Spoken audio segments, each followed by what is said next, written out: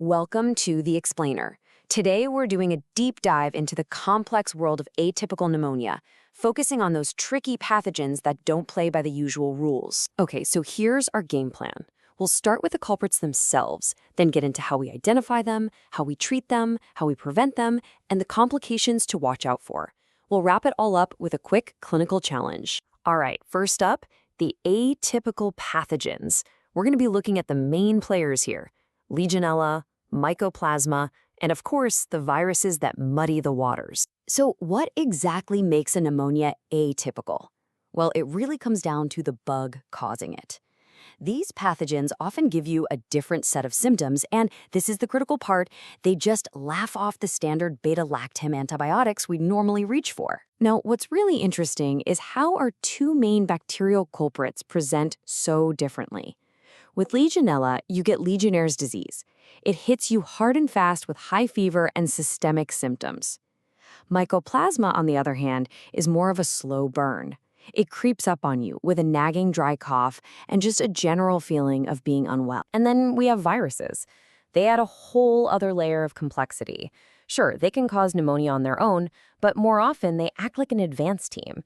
They rough up the lining of your lungs, basically rolling out the welcome mat for a nasty secondary bacterial infection to move in. Okay, so let's move on. How do we actually figure out which one of these pathogens we're dealing with? This is where modern lab techniques become absolutely crucial.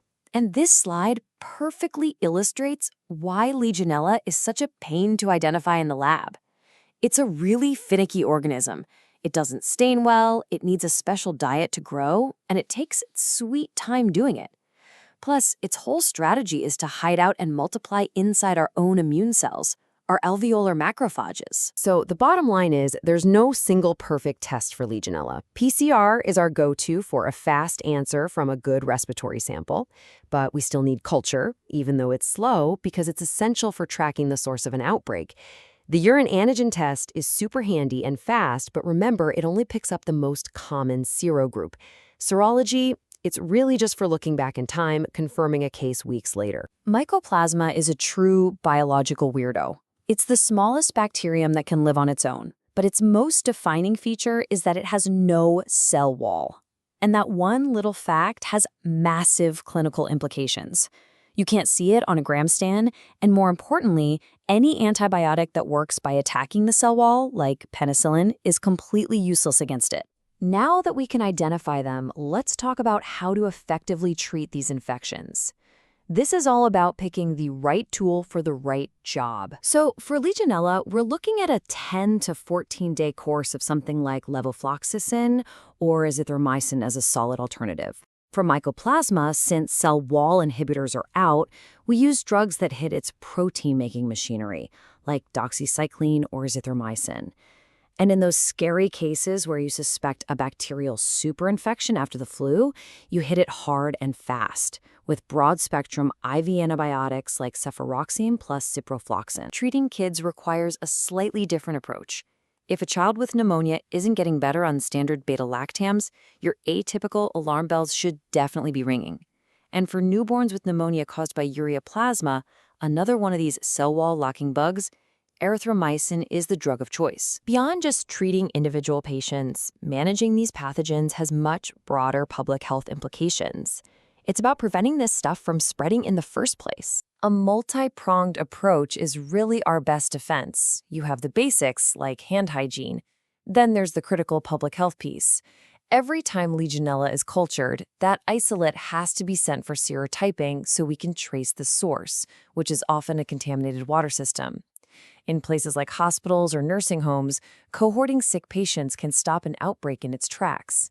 And finally, don't forget the flu shot. It's a powerful way to prevent that whole viral bacterial 1-2 punch. It's so vital to understand that even though we call them atypical, the outcomes from these infections can be incredibly serious. We need to be aware of the severe sequelae that can pop up. As you can see, the consequences can be systemic and life-threatening, extending way beyond the lungs. These infections can lead to respiratory failure, bacteremia, sepsis, and even neurological problems like meningitis. The massive inflammation they cause can also increase the risk of heart attacks and strokes. Okay, let's consolidate everything we've talked about. We'll do a quick review and then a few questions to see what's stuck. The biggest change in diagnostics has really been the shift from trying to grow these things to just looking for their DNA with PCR.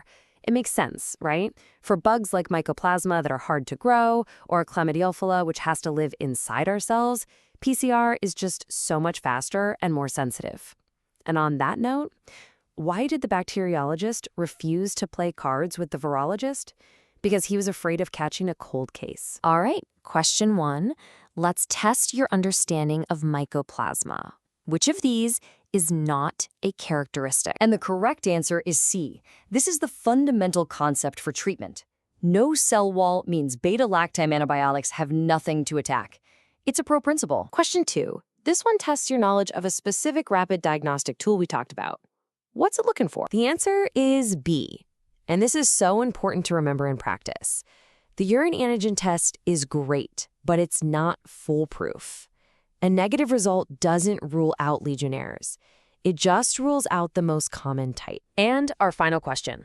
Let's think about the downstream effects of a common viral infection, like the flu. And the correct answer is B. This really underscores that critical, dangerous dance between viruses and bacteria.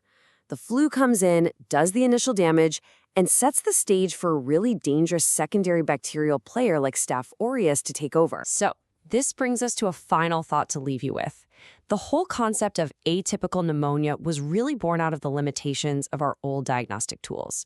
But as our technology gets better and better with things like rapid multiplex PCR, the line between typical and atypical is getting blurrier. You have to wonder, in the next decade, will that distinction even exist anymore? Thanks for joining this explainer.